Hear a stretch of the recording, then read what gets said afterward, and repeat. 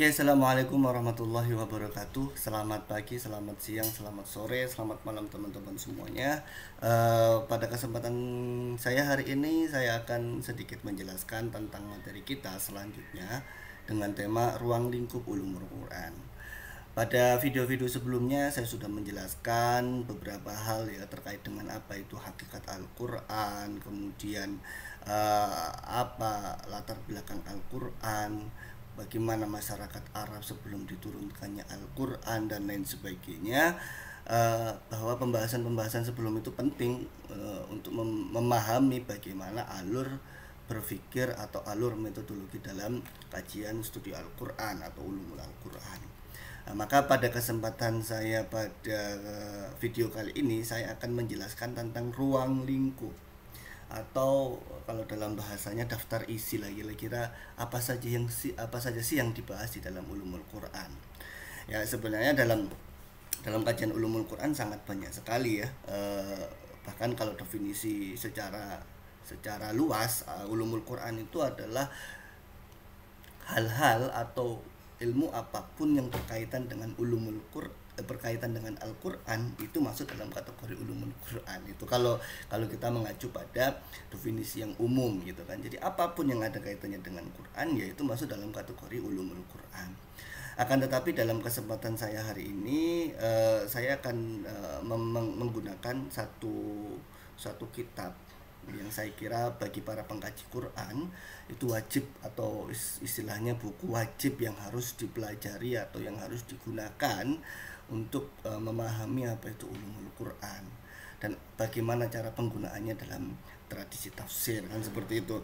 Kemarin kita sudah menjelaskan produk-produk tafsirnya ya kan. Pada video sebelumnya saya sudah menjelaskan produk-produk tafsir, bagaimana produk tafsir di era klasik, di era pertengahan sampai di era kontemporer. Nah, produk tafsir itu kemudian bagaimana mereka melakukan penafsiran itu menggunakan ilmu-ilmunya. Nah, ilmu ini saya akan menjelaskan di sini. Nah, ya, terkait dengan definisi ulumul Quran, saya kira banyak sekali ya. Tadi sudah saya jelaskan sedikit tentang apa itu ulumul Quran. Yang paling mudah yang bisa kita pahami adalah ini, yang saya mengutip dari kitabnya Manahilul Irfan fi Ulumul Quran, karyanya Az-Zarqani, yang mengatakan bahwa pembahasan ulumul Quran adalah pembahasan-pembahasan yang berhubungan dengan Al-Quran dari segi turunnya, urutannya, pengumpulannya, penulisannya, bacaannya, penafsirannya, kemujizatannya, nasikh mansukhnya, penolakannya terhadap hal yang menimbulkan keraguan dan lain sebagainya. Nah, dari melihat definisi dari Az-Zarqani ini, kita mengetahui bahwa kalau tadi saya bahasa lebih mudahnya ya, apapun yang berkaitan dengan Al-Quran itu masuk dalam kategori ulumul Quran ya. Jika berkaitan dengan turunnya, maka kita berbicara tentang asbabun nuzul, urutannya ya, apakah itu tartib mushafi atau tartib dan lain sebagainya, itu masuk dalam kategori itu. Bahkan di mana Hilul Irfan Az-Zarqani sendiri tadi menggunakan istilah dan lain sebagainya. Artinya masih banyak sekali ilmu-ilmu yang tidak disebutkan di sini yang sebenarnya sejatinya masuk dalam kategori ulumul Quran. Artinya kalau bahasa yang lebih sederhana, ilmu-ilmu yang digunakan untuk mempelajari atau berkaitan dengan Al-Quran itu masuk dalam kategori ulumul Quran. Nah, bagaimana Pak kita cara memahaminya? Ya, banyak sekali. Kita membaca buku-buku ulumul Quran itu banyak sekali, bahkan ada ratusan kitab tentang ulumul Quran itu kita bisa temukan. Bahkan ada yang berbentuk mulai dari yang kitab yang berjilid-jilid seperti Al-Burhan fi Ulumul Quran karyanya Az-Zarkashi ya, atau Al-Itqan fi Ulumul Quran karyanya As-Suyuti, atau Manahilul Fir'an fi Ulumul Quran karyanya Az-Zarqani. Itu yang kitab-kitab yang besar, yang kitabnya berjilid-jilid gitu kan. Di Al-Itqan itu ada sekitar kalau tidak salah 5 jilid ya, dan lain sebagainya. Nah, ada yang kitab-kitab yang sederhana, yang 1 jilid, 2 jilid gitu, yang kalau dalam bahasa kita ya kitab-kitab yang ya kalau bahasa kita kitab ringkasan. Nah, Nah, itu barangkali nanti ada tingkatannya bagi yang beginners ya, bagi yang awal-awal mempelajari ulumul Quran itu mungkin bacanya ini. Nah, literatur dalam ulumul Quran. Nah, ini ada sekitar sebenarnya tidak hanya 4 ini ya, banyak sekali kitab-kitabnya. Saya hanya menyebutkan 4 kitab ini agar teman-teman lebih mudah saja mana kitab-kitab ulumul Quran yang bisa dirujuk untuk saat ini ya. Sebenarnya di luar ini banyak sekali. Kalau di awal-awal mungkin di abad ya, misalkan di tahun sekitar abad ke-8 Hijriah ya, kitab yang fenomenal yang barangkali teman-teman di pesantren banyak membaca ini yaitu Al-Burhan fi Ulumul Quran. Itu ditulis oleh Badruddin Muhammad Az-Zarkashi, lahir di Mesir di tahun 745, artinya di pertengahan abad ke-8 gitu. Jadi abad ke-8 sudah ada Al-Burhan fi Ulumul Quran seperti ini, dan itu kitabnya sangat sangat luar biasa bagus ya. Nah, setelah itu ketika 1 tahun atau 100 tahun ya, 100 tahun setelah wafatnya atau setelah adanya Al-Burhan fi Ulumul Quran, di situ lahir kitab yang sangat fenomenal yang bagi para pengkaji Quran ya, khususnya di jurusan IAT saya kira wajib membaca ini. Kalau jurusan yang lain saya kira terserah mau baca atau tidak, tapi saya merekomendasikan bagi teman-teman yang mau mempelajari secara serius ulumul Quran untuk membaca kitab ini, Al-Itqan fi Ulumul Quran karya Imam Abdurrahman bin Abu Bakar bin Muhammad As-Suyuti ya. Jadi karyanya Al-Itqan, karyanya As-Suyuti. Itu lahir di Mesir pada tahun 849 Hijriah atau sekitar pertengahan abad ke-19 Hijriah.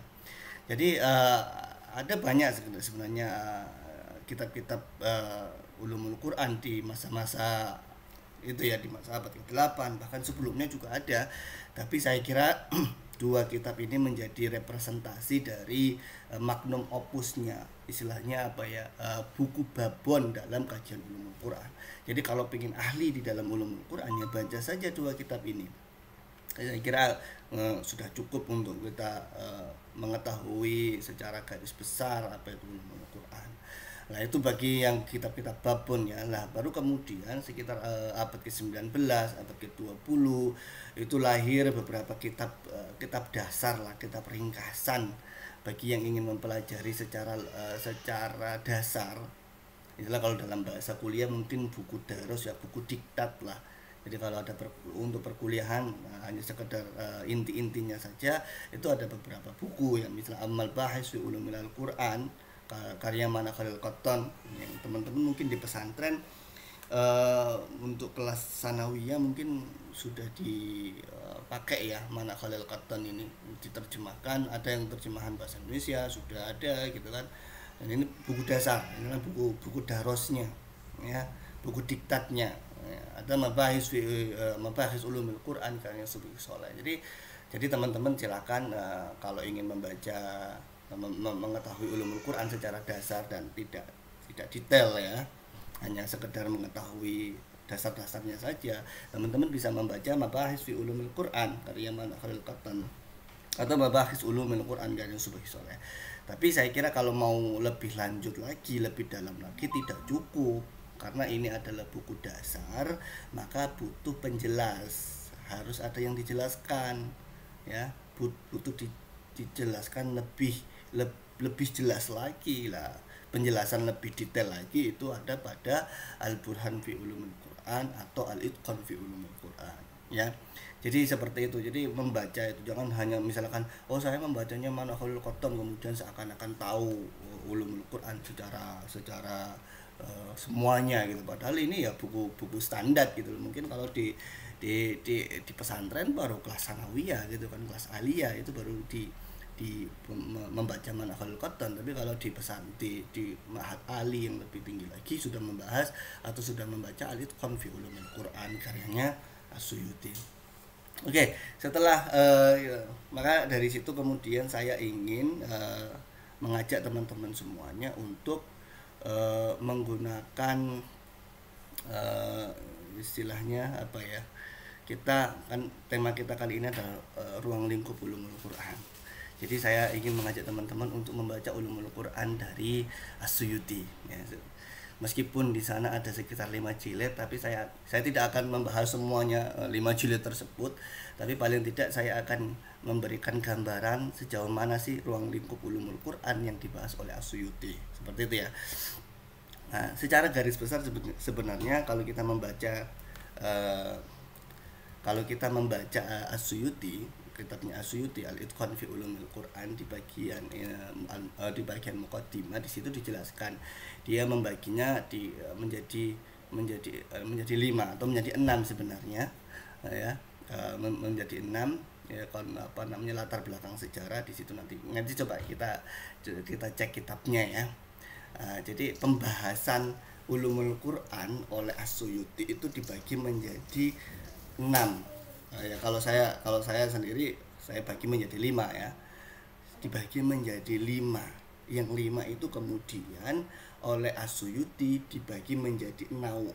Ada sekitar ya hampir 50-an kalau tidak salah. Kita coba cek nanti ya di kitab Al-Itqan. Jadi dari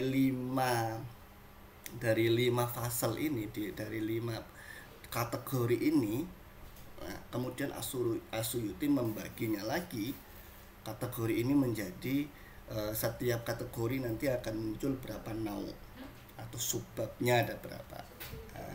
Saya kira itu penting ya. Jadi teman-teman punya gambaran secara garis besar terlebih dahulu, baru kemudian ada subbabnya. Jadi kalau dalam skripsi dan lain-lain itu atau dalam buku itu jelas, oh babnya ini, istilahnya ini bab, kemudian ada subbabnya. Jadi membaca kitab Al-Itqan seperti itu, tidak kemudian langsung serampangan, oh dari mulai naul bab subbab 1 sampai 50, itu nanti bingung, nanti ini kira-kira kategori apa. Nah, kalau kita membacanya melalui 5 kategori ini, kita lebih memahami, oh kalau berbicara misalkan awwalu manuzila atau akhiru manuzila misalkan, itu masuk dalam subbab atau dalam bab apa, bab transmisikah atau bab konteks historis kah. Kalau masuk dalam konteks historis, apa sih yang ingin disampaikan oleh As-Suyuti, kan gitu ya. Oke, saya kira itu. Terus kemudian nanti coba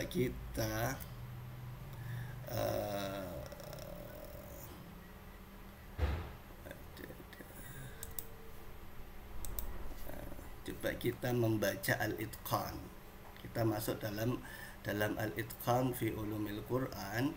Ini hanya sekedar penjelasan awal saja ya teman-teman. Kalau ingin memperdalam lah, baca sendiri nanti secara detail. Bahkan kalau perlu dibuatkan diskusi kelompok atau diskusi yang teman-teman bisa, mumpung masih di Jogja ya, jadi berkelompok itu untuk membaca Al-Itqan ini. Nah, di dalam Al-Itqan ini kita bisa menemukan di dalam muqaddimah ini As-Suyuti membagi menjadi 6 sebenarnya, tapi kalau saya lebih cenderung kok menjadi 5 ya, karena di akhir nanti ada ma'ani. Yang pertama adalah al-awwalu mawatin nuzuli wa awqatuhu wa waqaihi, itu fidzalika isna asara naw'an. Jadi pembagian yang pertama, As-Suyuti membagi dengan bab tentang mawatin nuzul, awqat, waktu-waktu, waqa'iq, peristiwa. Itu pada bab ini ada isna asara, ada sekitar 12 subbab ya. Apa maksud dari pembagian awal ini? Mawatin itu kan tempat-tempat di mana Al-Quran itu diturunkan, terus kemudian waktu-waktunya, terus kemudian peristiwa-peristiwanya. Nah, di sini apa saja, al-Makki wal Madani, nanti ada subbabnya. Di sini kita akan menemukan di sini subbabnya di bagian di samping sini ya. Di awal pembahasan nau'ul awal ma'rifatul Makki wal Madani, wa nau'usani ma'rifatul hadari wa safari, wa nau'usalis ma'rifatul nahari wal laili, kan gitu ya. Jadi kenapa pembahasan awal ini menceritakan tentang tempat-tempat diturunkan, waktunya, peristiwa-peristiwanya? As-Suyuti ingin menjelaskan bahwa Al-Quran itu lahir atau turun pada konteks yang jelas ya. Artinya Al-Quran itu turun untuk menjawab sebuah peristiwa. Seperti itu. Jadi kalau kita ingin mempelajari Al-Quran, kita ingin menafsirkan Al-Quran, kita harus memahami dulu konteks atau sejarah di mana ayat itu diturunkan. Maka As-Suyuti sangat sangat sangat pada pembahasan yang pertama, pada pembahasan awal, para pengkaji ulumul Quran harus paham ini terlebih dahulu, harus paham di mana ayat itu diturunkan, harus paham di mana kapan ayat itu diturunkan. Untuk apa? Untuk memahami konteksnya, memahami sejarah atau di mana ayat itu diturunkan. Karena ayat itu turun, misalkan ayat itu diturunkan secara berangsur-angsur ya, untuk menjawab sebuah problem. Maka kemudian kita bisa mengetahui, kalau kita paham bahwa ayat Al-Quran itu diturunkan secara berangsur-angsur pada tempat dan waktu yang berbeda-beda, maka kita akan mengetahui maknanya, maka kita akan memahami maksud di mana ayat itu diturunkan. Meskipun misalkan konteksnya berbeda, oh ternyata ayat ini diturunkan pada kasus ini, maka wajar maknanya seperti itu. Tapi kalau diterapkan pada era sekarang, itu mungkin bentuknya seperti ini. Jadi itu pentingnya di mana kita mengetahui tempat-tempat di mana Al-Quran itu diturunkan, waktunya dan kejadian-kejadiannya. Maka di sini As-Suyuti kemudian menempatkan itu di bab yang pertama. Di situ ada sekitar 12 subbab ya, al-maki, ma'rifatul maki wal madani, mengetahui maki madani, safaril hadori gitu kan, di mana pada perjalanan, syofi wasitai, pada musim panas, musim gugur dan lain sebagainya, asbabun nuzul, pertama kali diturunkannya ayat Al-Quran, dan terakhir itu adalah pada bab pertama. As-Suyuti berkepentingan itu untuk agar pembaca itu mengetahui pada pentingnya mengetahui konteks atau latar belakang di mana ayat Al-Quran itu diturunkan. Nah, pada yang kedua, bab yang kedua Amrus Tsani, kemudian As-Suyuti menyebutkan ada as-sanadu, sanad. Kalau dalam bahasa kita transmisi atau periwayatan, ya, bahwa Al-Quran itu diriwayatkan, ada yang mutawatir, ada yang ahad, ada yang syad gitu kan. Cara bacanya itu ada yang mutawatir, bagaimana transmisinya, bagaimana Al-Quran itu diriwayatkan mulai dari Nabi, ya, mulai dari Nabi kemudian masuk kepada para sahabat, ya, terus kemudian para tabiin dan lain sebagainya, sampai kepada era kodifikasi, sampai kepada era sekarang.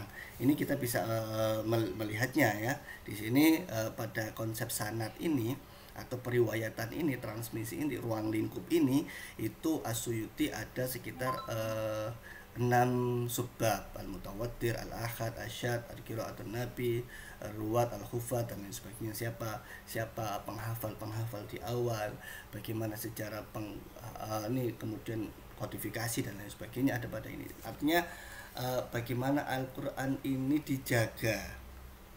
Al-Quran ini dijaga baik mulai masa Nabi sampai kemudian era sahabat. Al-Quran ini sampai kepada, kalau kita membayangkan, sampai kepada kita saat ini itu seperti apa. Jadi itu konsep sanad di situ, periwayatan itu di situ. Jadi mengetahui ilmu itu penting. Untuk apa? Kita mendeteksi ketika misalkan ada hal-hal yang ada proses yang dimana proses itu ternyata terjadi, misalkan ada proses kodifikasi ya, dari mulai tidak tertulis ya, itu al-hifdzu fis sudur ya,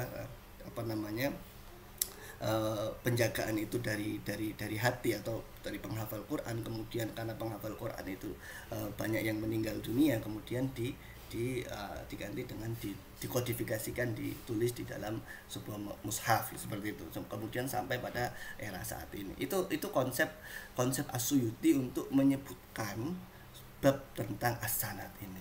Ini penting, harus teman-teman pahami ya. Yang ketiga adalah al-amrus tsalits adalah al-ada ini apa? Cara ya, cara di mana Al-Quran itu diperlakukan di era awal ya. Cara maksudnya apa ya, bagaimana kita membacanya. Di sini As-Suyuti ada membuat sekitar 6 subbab Yang pertama al-waqfu, waqaf, wal ibtida, di mana kapan itu berhenti, kapan itu dimulai, al-imala, al-mad, at-takhfid, al-hamzah, al-idgham dan lain sebagainya. Jadi tajwid, ulumul tajwid sini adalah bagian penting daripada ulumul Quran, karena itu bagian dari bagaimana Al-Quran itu dibaca. Karena ketika terjadi kesalahan membaca barangkali misalkan, maka akan terjadi juga misalnya kesalahan memahami. Ketika terjadi kesalahan berhenti di dalam membaca Al-Quran, maka makna yang ditimbulkan akan berbeda dan lain sebagainya. Jadi ulumul Quran sampai sejauh itu.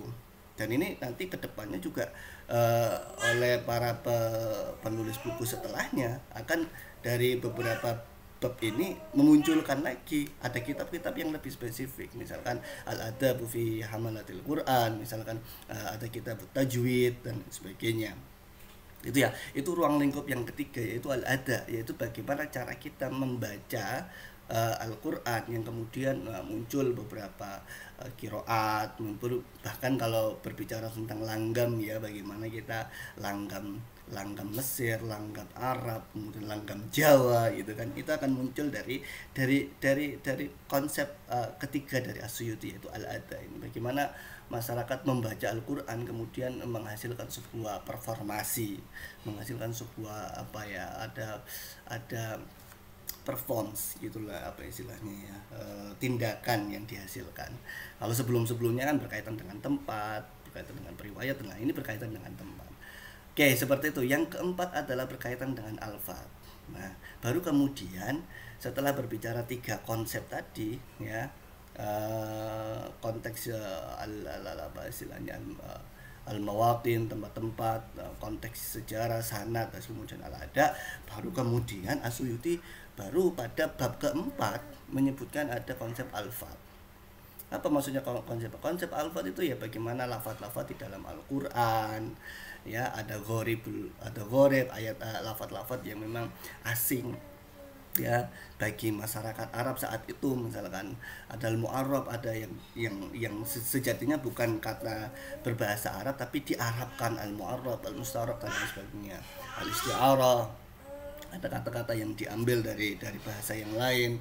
Nah, artinya lebih kepada lafaz-lafaz di dalam Al-Qur'an, macam-macam lafaz di dalam Al-Qur'an.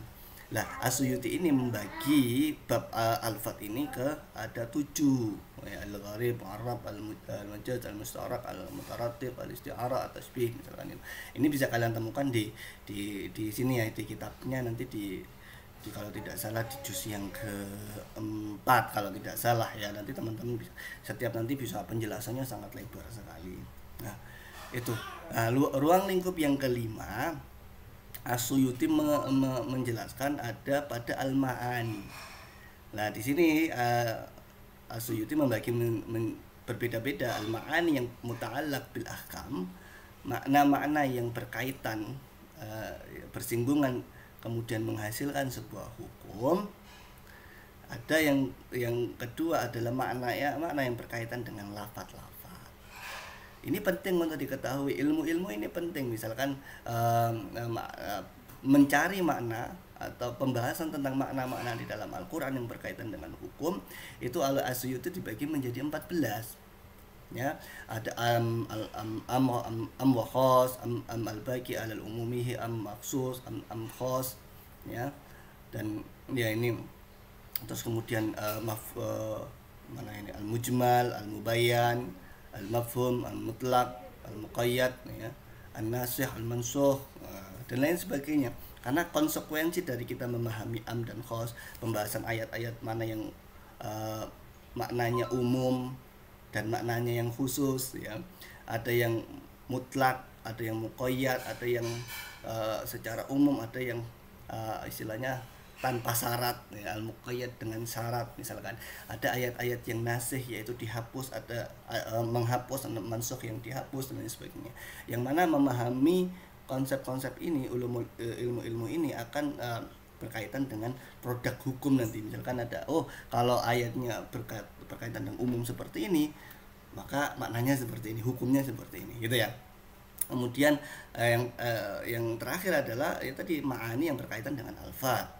Di sini ada 5, ada al-fasl, ada al-wasl. Kalau kita memahami misalkan bagaimana ayat ini, makna ini dalam lafadznya bagaimana, ya. Nah, kita kalau mau memahami ini kita baca-baca di kitab-kitab yang berkaitan dengan al-mufradat, misalkan al-mufradat fi al-fadil Quran dan lain sebagainya. Itu bisa membantu kita dalam memahami lafaz-lafaz di dalam Al-Quran yang berkonsekuensi pada makna-makna tertentu. Nah, gitu ya. Jadi itu teman-teman kalau mau membaca As-Suyuti harus membaca ini dulu, mengetahui konsepnya. Oh, ternyata As-Suyuti membaginya menjadi 5 ini. Kalau membagi 5 ini baru kemudian kita membaca nih di bagian ini ada sekitar berapa ini, 5 juz, juzul awal, ya. Ada misalkan tadi ya, al-mawatin dan lain sebagainya. Di sini munculkan di sini juz ustani berkaitan dengan asma uswar dan lain sebagainya, bagaimana sanad tadi berkaitan dengan sanad, terus kemudian ada. Saya kira itu teman-teman.